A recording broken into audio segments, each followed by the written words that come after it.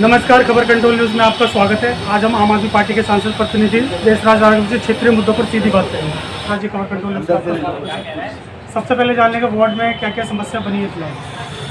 भाई वार्ड में कहीं रोड की ज़रूरत है, कहीं नाले की ज़रूरत है, कुछ जगह पानी की भी ज़रूरत है। अभी रोड नालियों का काम चल रहा है। अभी बी ब्लॉक DD फ्लैट में मैंने पानी की भी पाइप डलवाई है, अभी काम चल रहा है उसका भी।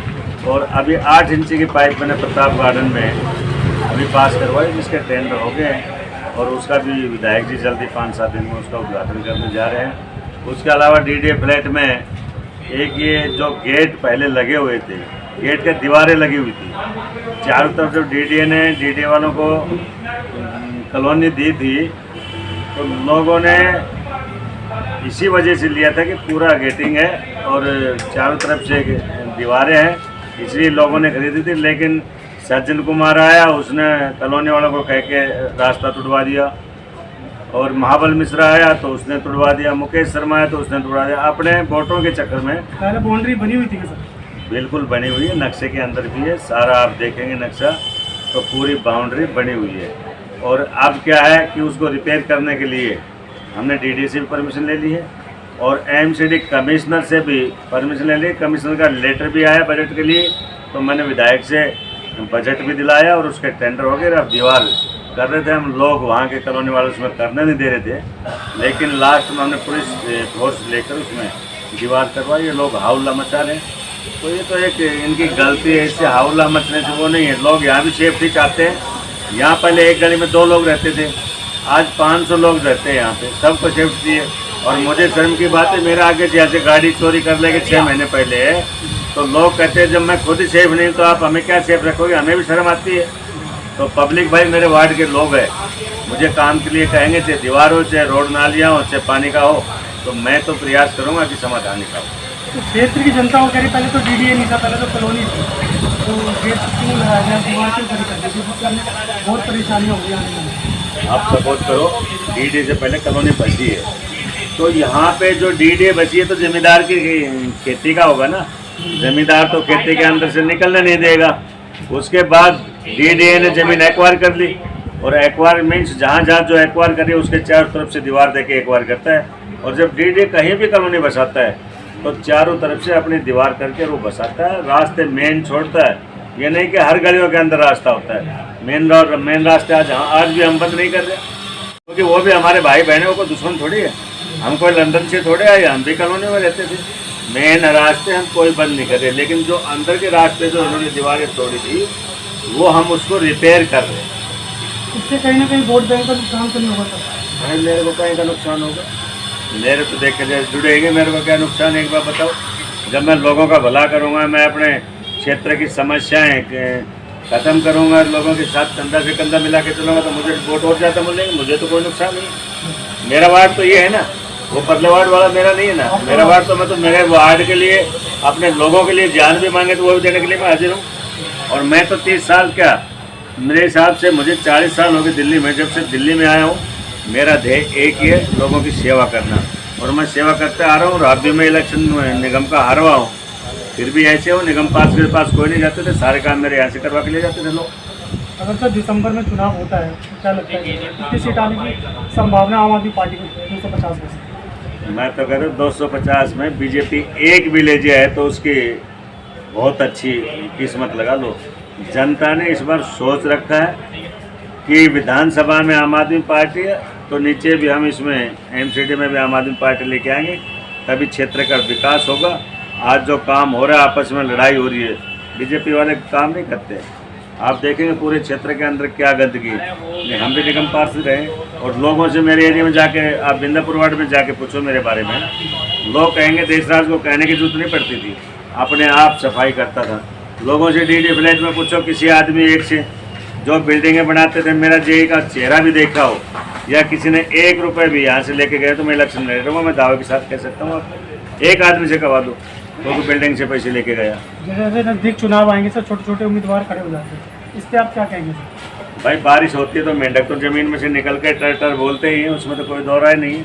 उनका भी आके उनके भी औकात पता चल जाता है कि हम 5 साल फ्रॉड करते हैं या जो भी काम करते हैं, और 5 साल बाद आके हम फार्म भर के इलेक्शन लड़े, तो इस देश में जनता बेवकूफ़ नहीं है। जनता समझती है जो क्षेत्र में काम आता है, जो हमारी सेवा करता है, उसी को वोट देती है। तो भारतीय जनता पार्टी के कुछ कार्यकर्ता, बड़े बड़े प्रवक्ता कह रहे थे कि मनीष सिसोदिया जी को जेल में डाला गया है, जो अभी तक नहीं हुआ। ईडी की जांच होगी, सीबीआई की जांच होगी। देखो, सच्चाई तो ये है, एक तो स्वास्थ्य मंत्री है, कोर्ट कह रहा है कि तुम पड़ोस में तो तुम छापा मार रहे हो, स्वास्थ्य मंत्री पे इल्ज़ाम लगा रहे हो। इसी तरह स्वास्थ्य और शिक्षा 2 ऐसे डिपार्टमेंट हैं जो पूरे वर्ल्ड के अंदर फेमस हुए हैं। ये चाहते हैं जो काम करने वाले हैं उनको जेल में डालते हैं, इनकी पार्टी आगे ना बढ़े। आज पहले दिल्ली में हमारी पार्टी थी, फिर पंजाब में आई है, आज गुजरात में इनकी पार्टी हारने वाली है और आम आदमी पार्टी आ रही है। इनको सबसे बड़ा दुख है, ये दिसंबर तक गुजरात में इलेक्शन है, जब तक ये ऐसा ही करता रहेंगे, हम किसी को बंद कर रहे हैं, किसी को छोड़ रहे हैं, कुछ भी नहीं होना है। हमारी पार्टी एक ऐसी पार्टी, साफ पार्टी है, कोई बेईमाना नहीं। हम लोगों को ईमानदारी से कमाना सिखाया, आम आदमी पार्टी ने बेईमाना नहीं। सर, आपसे जानने के आप बिना प्रतिनिधि क्या क्या काम कर रहे हैं फिलहाल अपने वार्ड में? मैं तो एमएलए का जितना काम है, नरेश बाल्यान जी ने मुझे पावर दे रखी है और हमारे सीएम साहब ने मुझे राज्यसभा सांसद प्रतिनिधि बना रखा है। तो नरेश बाल्यान जी का जो मेरे ऊपर जो नरेश बाल्यान जी एमएलए का काम है, टोटली अपने वार्ड में रोड हो, नाली हो, बिजली के खंभे हो, लाइट लगनी हो, पानी का हो, सीवर का हो, टोटली काम मैं करता हूँ, सभी काम। टोटली काम। इस बार क्या लगता है, चुनाव लड़ेंगे सर आप? मैं लड़ूंगा। जैसे निर्दलीय मैंने कांग्रेस और बीजेपी की जमानत जब्त की थी, इस बार उससे भी बढ़कर मैं इनकी जमानत जब्त करूँगा। अगर पुनः आप यहाँ से निगम पार्षद बनते हैं तो क्या क्या बदलाव करेंगे अपने वार्ड में जो अभी तक नहीं हुआ? मैं ऐसा काम करूँगा कि 5 साल मैंने अच्छा काम किया था, लेकिन इस बार ऐसा काम करूँगा लोग मेरे वार्ड को देखने के लिए आएंगे कि सबसे बेहतर ये जो वार्ड है दिल्ली में, तो बिंदापुर वार्ड। आपसे भी जानने से लगातार जो महंगाई बढ़ती जा रही है, इस पर क्या करेंगे सर? महंगाई दिल्ली सरकार की नहीं है।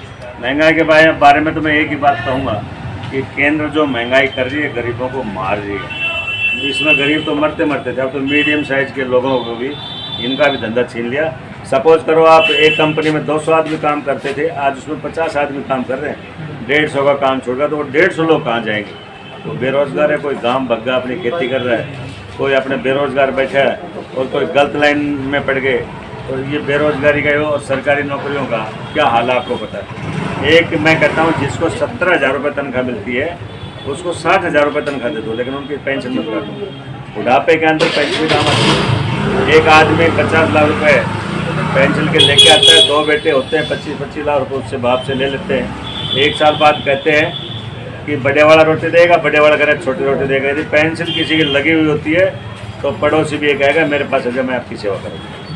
तो मैं कहता हूँ कि ये पेंशन आदमी की बंदी रहनी चाहिए। इसका हम विरोध करते हैं, जो पेंशन काटी है उसको दोबारा लागू करना चाहिए। और कुछ मैसेज देंगे सब जनता को आप? जनता को मैं यही कहूँगा कि इस बार ये सोचें, ये केंद्र का इलेक्शन नहीं है, ये दिल्ली एमसीडी का इलेक्शन है। जहाँ एमएलए जिस पार्टी का है, जिसकी सरकार दिल्ली के अंदर, उसी का एमसीडी में उसी का अधिकार होना चाहिए। जब तक दोनों एक पार्टी के नहीं होंगे, जब तक 150 का काम छोड़ गया, तो वो 150 लोग कहाँ जाएंगे? तो बेरोजगार है, कोई गांव भग्गा अपनी खेती कर रहा है, कोई अपने बेरोजगार बैठा है और कोई गलत लाइन में पड़ गए। तो ये बेरोजगारी का और सरकारी नौकरियों का क्या हाल है आपको पता है? एक मैं कहता हूँ जिसको 17,000 रुपये तनख्वाह मिलती है उसको 60,000 रुपये तनख्वाह दे दो, लेकिन उनकी पेंशन मत कर दो। बुढ़ापे के अंदर पेंशन काम आती है। एक आदमी 50 लाख रुपए पेंशन के लेके आता है, 2 बेटे होते हैं, 25-25 लाख रुपये उससे बाप से ले लेते हैं। 1 साल बाद कहते हैं कि बड़े वाला रोटी देगा, बड़े वाला करे छोटी रोटी देगा। यदि पेंशन किसी की लगी हुई होती है तो पड़ोसी भी ये कहेगा मेरे पास है, मैं आपकी सेवा करूँगा। तो मैं कहता हूँ कि ये पेंशन आदमी की बंदी रहनी चाहिए। इसका हम विरोध करते हैं, जो पेंशन काटी है उसको दोबारा लागू करना चाहिए। और कुछ मैसेज देंगे सब जनता को आप? जनता को मैं यही कहूँगा कि इस बार ये सोचें, ये केंद्र का इलेक्शन नहीं है, ये दिल्ली एमसीडी का इलेक्शन है।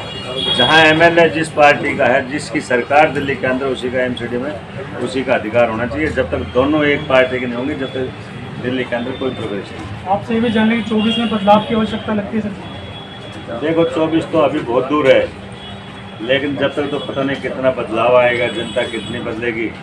लोग काम करते हैं उसको वोट देंगे, इसमें कोई दो राय नहीं। काम पे वोट है। आज दिल्ली के अंदर विकास हो रहा है। अब ये लोग कहते हैं कि फ्री की रेवड़ियाँ बांट रहे हैं। अभी दिल्ली सरकार बिजली के फार्म भरवा रही है, ये लोग बीजेपी वाले सबसे पहले फार्म भर रहे हैं। ये वैसे तो कहते हैं हमें फ्री की रेवड़ी नहीं चाहिए, और सबसे पहले ये फार्म भर रहे हैं कि हमें फ्री चाहिए।